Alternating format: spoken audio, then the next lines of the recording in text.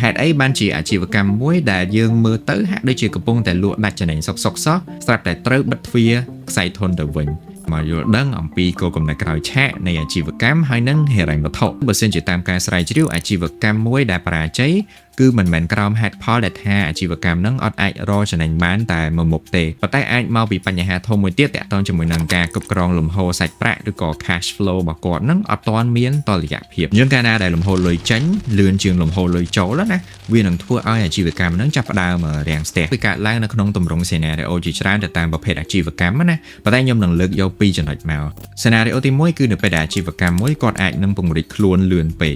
អរគុណទៅដល់ខាង Mekongnet ដែលគាត់បានគ្រប់គ្រង series នៃ episode មួយនេះណាបើសិនជាបងប្អូនកំពុងតែបើកដំណើរការអាជីវកម្មហើយស្វែងរកអ៊ីនធឺណិតមួយដែលគួរឲ្យទុកចិត្តហើយមានស្ថិរភាពណាខ្ញុំគិតថា Mekongnet គឺជាជម្រើសមួយដែលបងប្អូនទាំងអស់គ្នា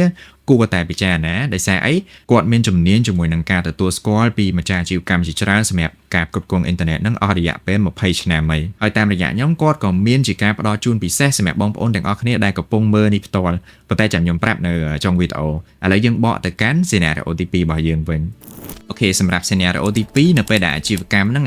គាត់ទទួលបានគម្រោងឈ្នះរួចហើយប៉ុន្តែគាត់អត់ទាន់ទទួលបានលុយមកដល់ដៃនៅឡើយណាព្រោះកំពុងតែជាប់កុងត្រាឬក៏គេមានលក្ខខណ្ឌអីចឹងទៅអូខេឧទាហរណ៍ថាក្រុមហ៊ុនសំណង់មួយចោះគាត់ឈ្នះគម្រោងដេញថ្លៃមួយដែលថាចំណេញមែនតើប៉ុន្តែជាទូទៅការទូទាត់ប្រាក់ហ្នឹងអាចធ្វើទៅតាមដំណាក់កាលឬក៏លក្ខខណ្ឌនីមួយៗនៃការធ្វើការងាររួចហើយអីចឹងទៅហើយពេលខ្លះតាមត្រូវមើលមិនឃើញគឺអាចនឹងយឺតយ៉ាវទៅដល់រយៈពេល